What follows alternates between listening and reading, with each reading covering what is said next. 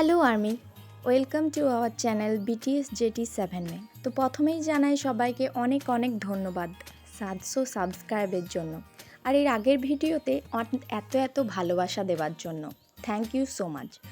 আজ আমি কথা বলতে চলেছি একজন বিশ্ববিখ্যাত সুদর্শন পুরুষের জীবন কাহিনী নিয়ে। হ্যাঁ, যে কিনা 2017 থেকে 2025 সাল পর্যন্ত most handsome man in the world হিসেবে পরিচিত রয়েছেন। হ্যাঁ, তোমরা ঠিকই ধরেছ, সে হলো বিটিএসের মেম্বার কিম তেইয়ং।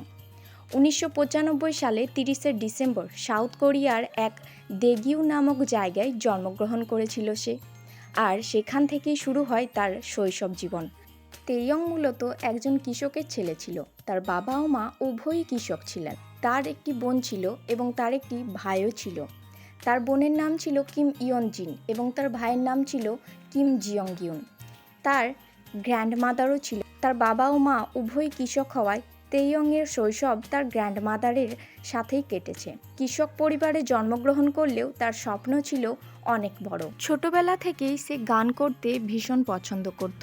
2011 সালে বিগ হিট এন্টারটেনমেন্টের অডিশন শুরু হলে তেইয়ং তার বন্ধুর সাথে সেখানে যায় তাকে সাপোর্ট করার জন্য।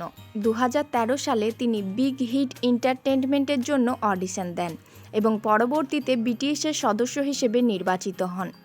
বিটিএসে আত্মপ্রকাশের আগে প্রায় 3 বছর ধরে তিনি অন্যান্য সদস্যদের সাথে প্রশিক্ষণ নেন। প্রশিক্ষণ চলাকালীন তিনি ভিডিও ডায়েরি তৈরি করতেন, যা পরে প্রকাশ করা হয়নি। 2013 সালে তিনি ভি নামে বিটিএসের সদস্য হিসেবে আত্মপ্রকাশ করেন। এখান থেকেই শুরু হয় তার বিটিএসের জীবনযাত্রা।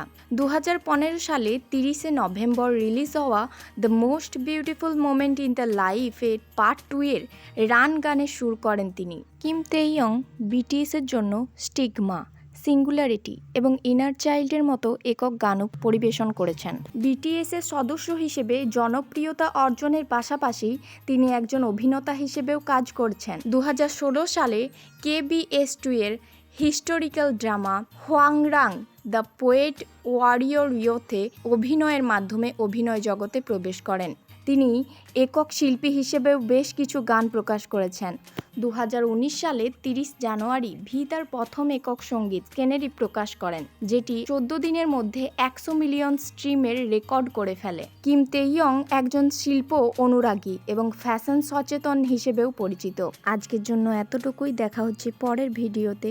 এই ভিডিওর পার্ট 2 দেখতে হলে লাইক অ্যান্ড সাবস্ক্রাইব করে দিও এবং নিচে কমেন্টে বলে দিও পার্ট 2। চলো দেখা হচ্ছে পরের ভিডিওতে।